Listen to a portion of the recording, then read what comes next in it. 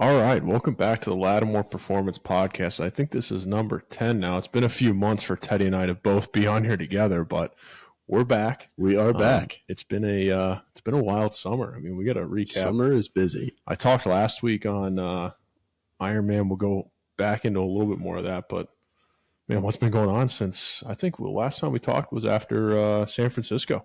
Oh yeah, I think you're right. So was that late April, early May? Yeah, maybe? It had to be late April. Yeah. So life has been busy. Kelsey, me, and the kids have just been enjoying summer. Just chilling. Weather's been beautiful. It has. It's been a hot summer. These are the days in Rochester that you look forward to during the deep part of February, especially for golf. Yes. Yep. Golf has been really good to us the last month. Yes, it has. It has been really, really good to Teddy and I. It has. And, when it is being good to you, you got to appreciate it because it can be taken away from you at any moment. Oh, yeah, for sure. So, I mean, big recaps from golf the last 6 weeks is I haven't shot above. Well, I shot that 199, but and by 199, he means 1 space 99. You were a little quick there. I just wanted to. Yeah, that's good. It's a good point. Make sure the listeners understood it. I mean, it was. I think the last time we talked, it was pre 110 at Greystone, which was I think it was my lowest day of the year. Yeah, it was a low day. That was a hard day to be your cart mate. Yep, that was a tough day. But I've worked on, I talked about last week in the podcast, I've worked on my mental game a lot, and it's gotten a lot better. This past weekend, I shot an 84. See, that's big for you. Huge. Had my first eagle ever. That's big. The game is starting to round into some shape. My handicap was a 23.9 post Greystone. And then today it updated from yesterday to an 18.4. That's big. You're under 20. So big moves. A lot of work left to do, but I feel confident stepping up to the ball lately. That's the important thing. I can't speak it enough. And I'm also working on it still a little bit. The mental side of that game is, I think that's my favorite part. It's hard, man. How big it is. And it's just can be very fatiguing, but it's a way to grow in that game. And I think that's one of the most addicting parts. It is. It's so hard. I mean, you recently just had a pretty big milestone on that golf course. You broke, 80? I broke last 80. week at Bath Country Club. That was my goal this year, was to break 80. Mine was break 85. So we're back-to-back weeks, man. That's pretty good. The fact that it's coming in July, I will take that. Got a lot of time for some golf left. I will say, playing this past Saturday, I had to calm myself a few times because you break 80. For you break your 85, and all of a sudden you want to do it every your standard time. Rises, and you got to let that go that may not happen. Yes, right? And for sure. And that's hard. I'm glad I was able to do that, though, because I still shot good on Saturday, but it's definitely a hard part of the game. I know the next time I go out, it's going to be in the back of my mind. The great part was I went out with Haley. I went out with my brother-in-law and sister-in-law. So, I just kind of had fun. It was great. It was a great day. That looked awesome. I started off the first 2 holes with penalties off the tee with my driver, and I just let it go. It was great. It's awesome. So that's impressive. It came back really well. But yeah. Other than that, golf has been good to us. Life has been good to us. Really, we've gone on some pretty sweet trips. Well, I've been on a ton of sweet trips. I touched on that last week, but other than that, I mean, we've been to the lake a couple times. Been to the lake, and then Monday through Friday, just for me, grinding away with Lattimore Fitness, and for you, Lattimore PT during the week, and continuing to grow both of those in their respective areas. And excited to be back on here to help grow it. I think we have some cool stuff. I think we're going to record later. We got the OG Laddie guy. Coming on. The man himself. So that'll be a fun time. We'll get that released in the next couple of days. But yeah, I think work's good. I think growing this podcast the next few months and getting back into it after some time away is exciting. I'm excited about it. And I think we have some cool guests that are starting to get lined up. So we'll see.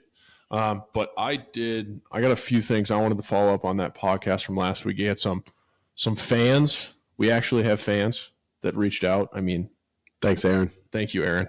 You're our fan. Well, and your parents. Aaron and other fans. Aaron and his parents. Yeah. So they sent some nice feedback. So we appreciate that.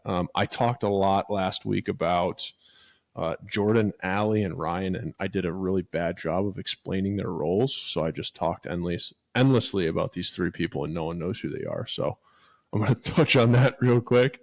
So Allie is she's a leadership coach that she sent out an email throughout this Ironman process, and I joined up with her. So we talk basically weekly about a lot of the stuff that I touched on last week, getting vulnerable, reframing a lot. But I went to college with her. She was the vice president while I was president of one of our organizations. So that's how I got connected with her. We've just been working through a ton of mental stuff that has allowed me to kind of free up my mind and be less critical of myself, one in training, but it's translated onto the golf course so well, which has led to kind of these breakthroughs of the last month, which for me is awesome. And it's a huge reason of why I'm going to continue down some of this endurance training.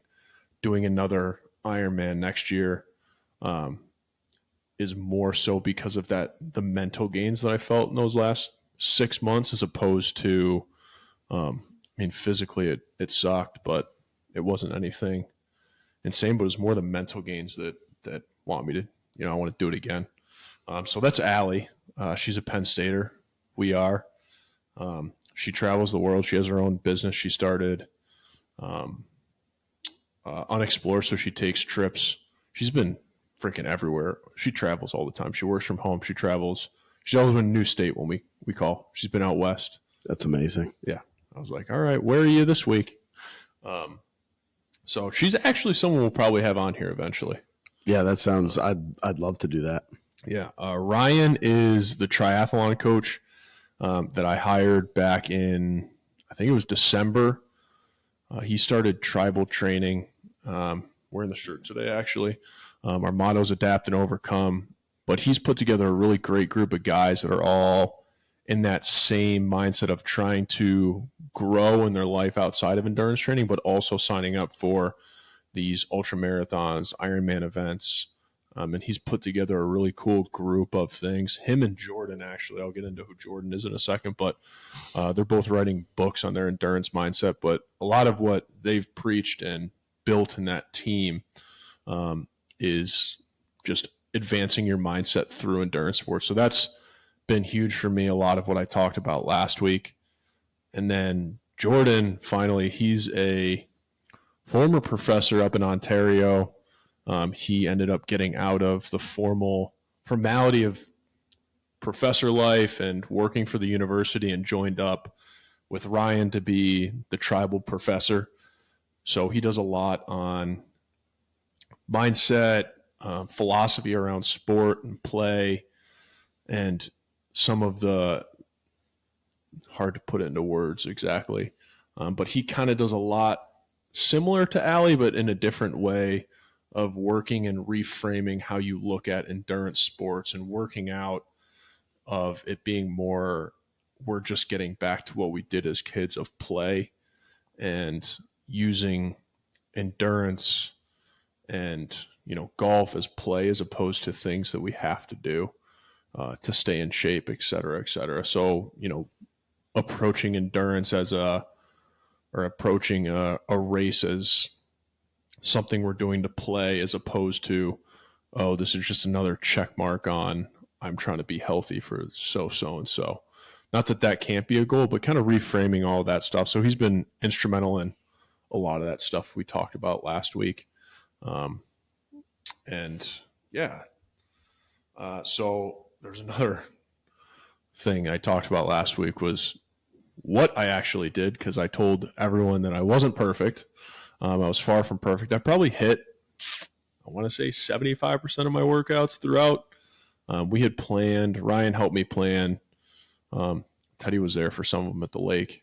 I would get up at 7 a.m. at the lake and go hit a bike ride on the Cuca Lake roads, fighting with the Amish buggies for space on the road. No, it was far from perfect. There was days at the lake that, I just didn't feel like getting up, and I didn't do anything, which was part of the growth through it. But I was able to Memorial Day with everyone there. You know how Memorial Day goes. That I will agree, because I'm down there a lot too. It is hard to get up there and to find motivation to work out. Oh yeah. Because one, it's just you get up, and one, I'm usually up with the kids anyways.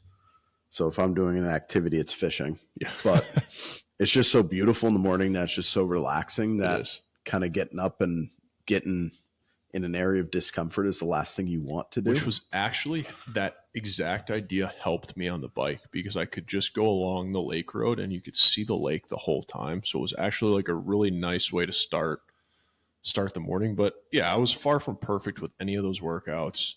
I got into a mindset that anything that wasn't a zero was good. So there was days where my body hurt. I didn't feel like doing something. Life got in the way, work got in the way. But as long as I went out and did something, even if it was a 10-minute run, it was better than putting up a zero for the day. So you kind of keep that momentum going. If you can look back on your week and be like, hey, I did something every day, even if it was 10 minutes, you're building yourself momentum to just improve on that the next week. So that was the mindset of what my training looked like, how much I was actually training. I was training 5 to 7 days a week, depending on the day and what was going on with work. Work is hard. We have those long 10.5-hour days that are 8:30 to 7. And it's just it's hard to get everything in. And like I said, I love golfing. So there are days that I probably should have done some training and not golfed, but golf is one of those things I'm also passionate about, and spent a lot of time doing that. So, worked out. I finished. I have another year of growth ahead of me for Ironman training. But yeah, I think one more thing Aaron wanted me to touch on is how I felt. Well, Aaron wants me to touch on this because he saw me right after and the day after of how terrible I felt. But I cramped for a good 2 hours. Oh, longer than that. Actually, halfway. It was probably like 4 hours of just on and off cramping throughout the race. So my quads, my hamstrings, and my adductors, after that, like I was walking stiff-legged. And I felt Sunday and Monday, I felt terrible. I took Monday off of work because we had to drive back from State College to Rochester.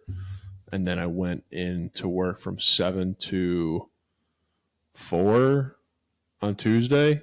And thank God I had a student to help me show exercises, because I couldn't do a squat. I couldn't do a lunge, and I could hardly sit down on one of our rolly chairs without falling over. It was miserable. Tuesday, my body was going through it. Like, there was parts of the day where I literally was just standing there and I'd start sweating. I'd be like, what? Am I okay right now? There's a few times where I looked at Eileen, my clinical director, and was like, I think I need to go sit down for a second. I'll be back. But no, then as the week went on, I started to feel better. We played golf on Thursday that week, which for the most part, I felt up to it. But Friday, Saturday, I finally started to feel better. I had some prescribed workouts that were supposed to be recovery workouts that I just didn't get to that week because it was a 4th of July week. It was a short week. It kind of just caught up with me, and then I got back into training last week. But yeah, I think I already kind of touched on motivation for doing another one. Aaron wanted to know that because I'm crazy enough to be the one in our friend group to do one Ironman and feel terrible for a week and proceed to get excited to sign up for another one. All the power to you. But yeah, I think the motivation for doing another one has to be, one, I want to finish the bike in under 5.5 hours so I can place in my age group, whether that be dead last or first, I don't really care, but being able to have a number next to my name, and then the continued mental growth. There's still a lot of big goals out there that I want. I liked the way that fighting through training and all of this has made me feel. So there's a lot of unlocks that I still have left to go out and find with, using Jordan, using Ryan, using Allie as resources and everything they've helped me accomplish. So, yeah, excited. But a lot of things coming up too. We'll touch on here. Coming up in the next month, really. So Yeah, you got a big thing coming up here in the next week or two, right? Start on Thursday. So kind of hit on that a little bit, so we get a good grasp on what you're about to head into. Yeah, I mentioned it last week. Is we're going to every NFL team has summer interns. Typically, they're athletic trainers. Typically, they're still in school. So I had applied while I was in PT school to do an internship with the Bills as a PT. I don't have any background in athletic training outside of spending time in an athletic training room as a football player. Not that I ever really had too many injuries. But the Bills are one of 2 or 3 teams in the NFL that have a physical therapist that is solely a physical therapist in the NFL.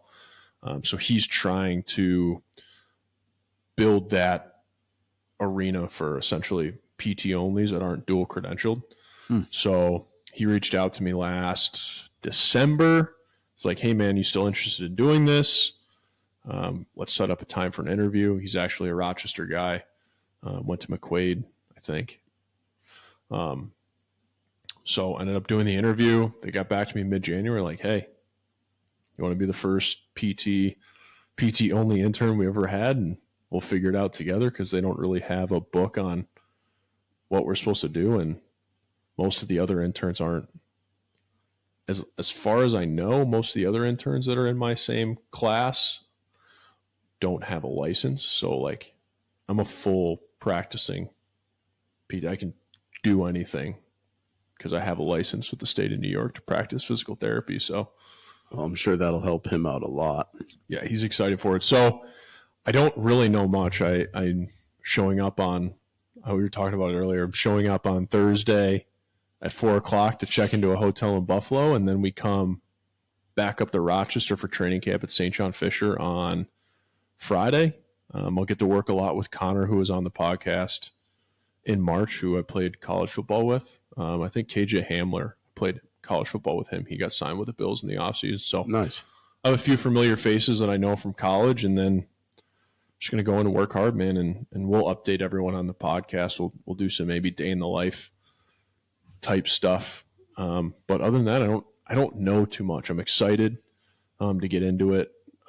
I want to use it as an opportunity to grow my skill set as a sports physical therapist, to offer that out of our offices in Lattimore and get some of that experience to grow that area of the company. And I think it's going to be a great experience, but I don't know much else. What was the you had the quote earlier from one of your coaches. His motto is adapt and overcome. Adapt and overcome. I mean, when I was in that business, it was adapt or die. Yeah.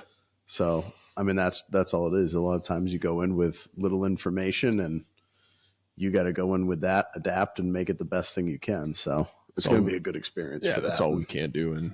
And it'll be cool. It'll be fun. I'm going to learn a lot. I'm sure I'm going to make some mistakes here and there, but I will not be late. If I learned anything from college football, I will be 10 minutes early to everything.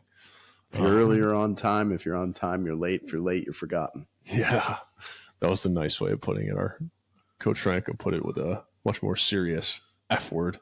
Well, yeah. We're going to use golf as the F word on here. Yeah.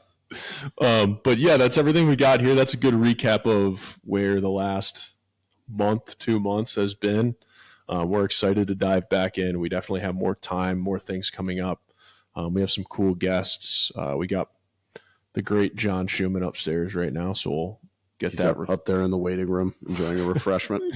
We'll get that recorded, and then we'll shoot us some ideas too. If there's things you all want to hear from us and our perspectives and our opinions, send us a DM on social media, reach out, and I'm sure we can get it on here as an episode. Yeah, we got a couple DMs. So we got someone I went to PT school with, or sorry, not PT school, a swimmer from Penn State that I went to school with. She's a PT down in Fort Lauderdale. Also does some like life-saving competition. There's that whole like lifeguard life-saving competition thing that they travel the world doing that she's involved in. So she reached out with some interest to get on here and talk about some holistic views of PT and involving sleep, nutrition, all that in our treatment. So really excited about that. We'll have that in the next month or two. But we'll talk to y'all soon. Shoot us a message on Instagram if you have any comments or things you want to hear, and we'll talk to you then. See you.